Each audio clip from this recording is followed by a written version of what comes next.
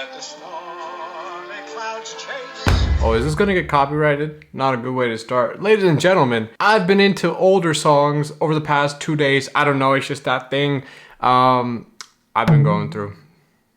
Yeah. Anyways, today we have the Z Flip 4 in the studio because I'm gonna go over some of my top 10 best hidden features, tricks, techniques, things you probably didn't know existed and maybe you should, and just different things that maybe you need to enable on your phone to get the most out of it. So we're gonna go through all of that. Now, last week I made a video about 5 things I hated. Of course, that video turned into a whole like controversial thing because people were hammering me on those problems not being the biggest problems, but that's the point. There's not a lot of problems to this phone, but if you still want to get a touch of some of the issues I have with it, definitely go check out that video. But without any more, let's get into the first biggest thing that you probably didn't know, or maybe you did, about this phone. The Z Flip 4 has a much longer and narrower screen than most other devices, and that means you can enhance your multitasking capabilities a lot more than other things, but you need to have a few options enabled. First of all, when you're in settings, you want to go into advanced features. There's a few like cool gimmicks here. You want to go down to labs, click on that, and you're going to get a few options. All of them by default are disabled. We're going to want to enable a few of them. So first of all, multi-window for all apps. This allows you to crop apps on the top half or the bottom half, regardless of whether they're optimized or not. And I'll show you an example in just a little bit. We also want to enable full screen in split view and swipe for split screen and swipe for enable it all, fam. Just enable it all. This gives you a lot of different options to play around with windows and different apps open at the same time. I'll demonstrate. But before that, let's get into flex mode panel. What does that mean? Basically, you're able to choose all the apps you want to automatically go into flex mode whenever you flex the device. And so what I'll do is I'll activate Airbnb. So what that means is when I open up the Airbnb app and I go into flex mode, it's going to force Airbnb just like that, as you can see from the top down. It's gonna force it into split screen. Even though the Airbnb app isn't optimized for the split screen, it just forces it to be that way. You can still obviously interact with everything, but it's just adding that multitasking capability to the device. And on the bottom now we have this menu. You can use this as a touchpad. There's like this cursor that's moving on the Airbnb app. Obviously, if you have Google Chrome open, that's going to be a lot more precise. It's just really cool. Also, you have other controls like volume, brightness, screenshot, and text. So there's a lot more you can do. It basically gives you a little control panel on the bottom half to do a lot more with your device. It's pretty cool. Also, one of the other features that we enabled, if you have Google Chrome open, one of the things you can now do is open it either in the top half as a pop-up window or on the bottom half. So you can do that now as well.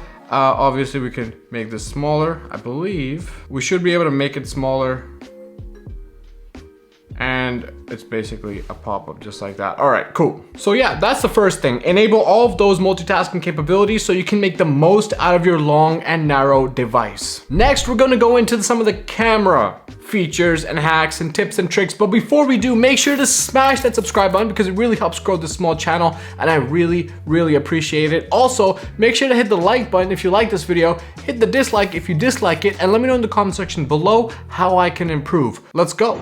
So ladies and gentlemen, this video is sponsored by Aura. You've heard me talk about Aura before. It's the app I use to help protect me from scammers, spammers, and hackers. But the real question is, what are you doing to protect yourself? Because if you're browsing without any kind of protection, then you really need to consider Aura. Let me tell you about it. Aura continuously monitors the dark web, looking for your emails, passwords, and social security numbers, and sends alerts fast to your phone or email whenever they find anything. Aura also gives you real-time alerts on suspicious credit inquiries, like if someone was opening up a loan or a credit card in your name. They automatically send requests on your behalf to data brokers to remove your information, helping to reduce the amount of spam and robocalls you receive. Their VPN also allows you to stay anonymous online by keeping your browsing history and personal information, all of that encrypted. And it also comes with an antivirus software which helps protect your devices from any kind of viruses and malware before they happen. Identity theft is so common that every 14 seconds, someone is getting thefted. and on average, the victim of identity theft is losing $1,000. That means so far, if I was an identity thefter, fam, I would have already made like $3,000. Easy money. And if you sign up right now, like right now, you get it free. 2 weeks, completely free to test out the entire software. Once again, I want to thank Aura for sponsoring this video, and I want to thank them for helping me browse safely online. On with the video. So going into the camera app right now, as you can see, obviously it's gonna be dark because it's facing downward. But right now, as you see, it opened up flex mode. So as soon as I turn camera on, it gives me a whole bunch of controls on the bottom half that I can use to do all kinds of different things. One of those is use the cover screen as a second viewfinder by a press of a button. So you see right there, just turned on. So that's literally what I see right now on the front end of my screen. So like you get what I'm saying, right? You get what I'm saying. Like there's two screens now. You understand what I'm trying to tell you. This is pretty dope. Okay, it's pretty cool. Yeah, there's stuff like that now. It's as simple as clicking that little button, and it's the most easiest to access when you're in split screen mode. We can easily turn that off. Currently, you're gonna see the grid on my device is 3x3. What I recommend, if you're using your phone sitting down most of the time like this, 3x3 is going to be the best because it's going to kind of give you the best ratio of a much more square view. But if you're using your phone like this most of the time, you're gonna wanna have a 5x6 display just to make the most of the narrow screen. So grid sizes is something else you can change as well. Next, we're gonna move away from the camera just for a minute, and we're gonna go into the phone. This is a feature that I've been using a lot. It's disabled by default. Highly recommended.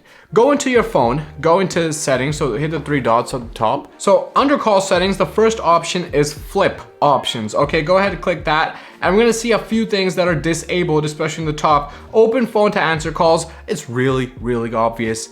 When you're getting a call, you wanna flip it open and put it to your ear. You don't wanna flip it open, you know, add the extra 2 seconds, 2 more seconds, you know what I mean? So go ahead, enable that. Close phone to end calls, that's something that's already enabled, and I really enjoy that feature. I mean, you have a flip phone, you might as well use the opening and closing to answer and close calls. That should be obvious, so go ahead and enable that one. Obviously, in this call setting option as well, there's quite a few other things you can do. Quick decline messages and call display while using apps. These two are also going to add onto your cover screen. So if you want to quick decline a phone call right off the cover screen, but you also want to send a message, you can do that without having to open up your device. So you can configure that in the settings, and then you can interact with these phone calls right on the cover screen without having to worry about too much. Now, one of the things that is not on the list, but just something I just realized, is obviously I have a GIF here, something I enjoy, a nice panda. A lot of people ask me, how do you get a GIF on your cover screen? And it's super simple. I'm not even gonna spend 10 seconds on it. Go to settings, cover screen, clock style, and here you're able to literally add whatever you want. Now, as far as GIFs are concerned, I literally go to Google, I searched up anime panda GIF, downloaded it, and just stick it on there. You can literally do that with any photo.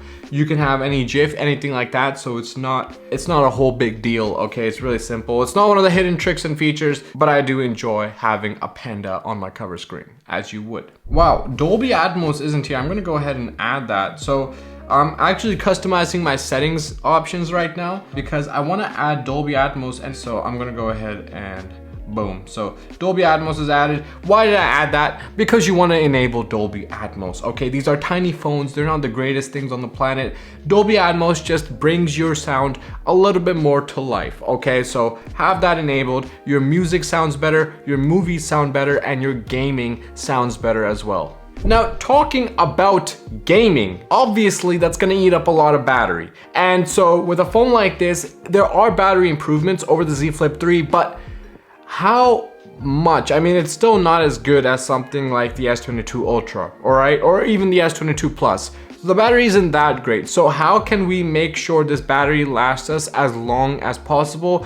There's a few things we can do. So one of the things we can do is go into your settings again. One of the little things is turn on dark mode. Dark mode, because these are OLED panels, they're not gonna light up the entire screen, and so dark mode is actually going to save you just that little bit of juice in the long run. Motion smoothness. So this is where, again, adaptive, you're making use of the entire 120 hertz of this phone. Standard, you're gonna save battery life, but you're cutting your refresh rate down to 60 hertz. Does it make a big difference as far as performance? No, unless you're gaming. If you're gaming, you're gonna wanna have 120 hertz on. If you're not, dial it back down to 60 hertz, give yourself an extra 20 minutes of battery life. But also, what we also wanna do is go down to the battery option, so battery and device care.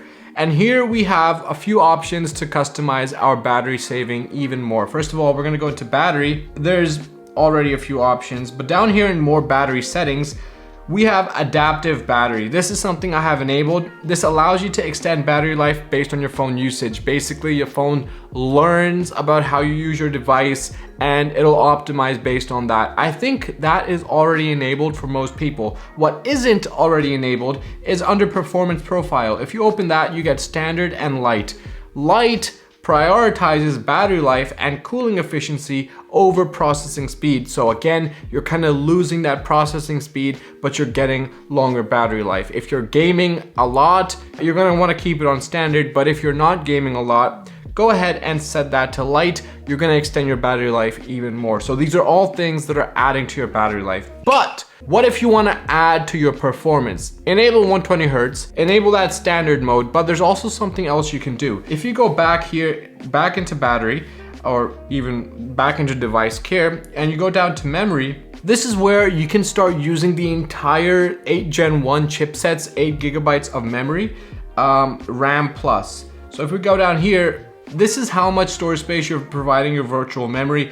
I don't know what all that means, to be honest, but what I do know is that it wants to be at 8 gigabytes. This is going to restart your phone, but now you're gonna be able to use the entire range of power that your chipset provides you, okay? So if you are gaming and you have multiple apps open or you're running at high processing apps, you're gonna wanna go to 8 gigabytes. Obviously, that's gonna eat up your battery a lot faster, but it's a give and take, right? It's a give and take. Also, something else in device care, if you're thinking about keeping your battery or your phone for more than 4 years, you're gonna wanna take care of your battery. And one of the things that I recommend doing is, I believe it's right here. Yeah, protect battery option under more battery settings.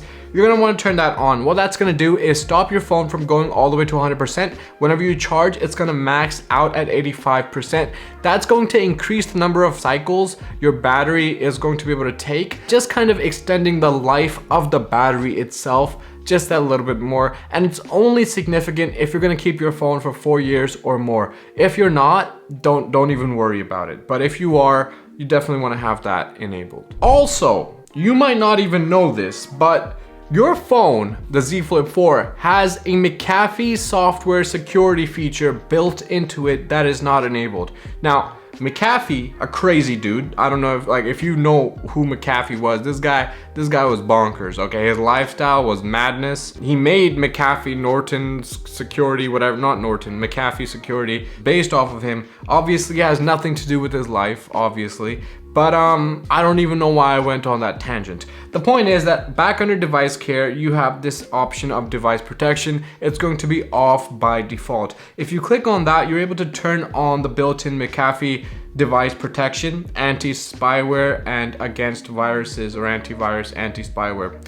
I recommend having it on. McAfee is a pretty big organization, and that'll basically protect your phone that much more. It gives you these scanning features. You can scan for threats, viruses, spyware, anything like that as well. It's a pretty cool feature. Definitely should be enabled. The last thing that I want to talk about, and I'm not going to get into too much because this is where, you know, things get complicated.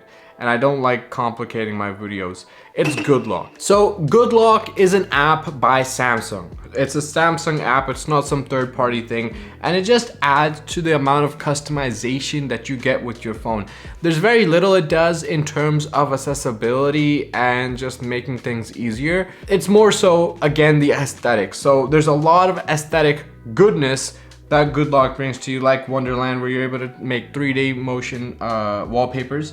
You get Lockstar, which allows you to customize your lock screen. That's more relevant for phones that are regular slab phones than a phone like this because you're not really customizing the cover screen as much. But there are cover screen customizations as well. Keys Cafe allows you obviously to customize your keys and your keyboard layout. Navstar makes one-handed use a little bit easier, I believe, which it already is. And I have side panel enabled, so if I go like that, you see all my side panel apps, or the apps I use the most. To enable that, just to show you real quickly, I believe that's also in screen itself, display, edge panel. So yeah, enable edge panel and you're able to use this thing, right? Also in edge panels, you're able to like select what kind of handle you want. Mine is completely transparent. I don't like seeing the handle there, so that's completely up to you how you want to customize that. Obviously, you'll also notice my navigation bar doesn't exist because I've turned my navigation bar off and I use swipe. So all of my gestures are swipe gestures or motion gestures. Yeah, I don't like to have those buttons there. Again, we're trying to make the most of this narrow and long screen, so probably something that you want to have on as well. Like this gesture thing, I recommend for everybody. Like you don't need buttons, okay, please. Anyways, kind of going back to GOODLOCK, like clock face, these are all things that are aesthetics, not so much accessibility, not so much improving battery life or improving performance, more so aesthetics. Definitely take a look at it, see what you like, what you dislike. You know, you're able to customize your phone a little bit more. But that's it, ladies and gentlemen, that's it. That's all the hidden tricks and tips I have for you guys in this video. So again, if you enjoyed, make sure to smash that like button, and if you didn't, make sure to smash the dislike button. But also let me know in the comment section below if I missed something, and if you have tips and tricks that maybe I missed, let me know in the comments below. And if there's something here that helped you out, also let me know. With that being said, I'm gonna see you guys in the next one. Take it easy, peace.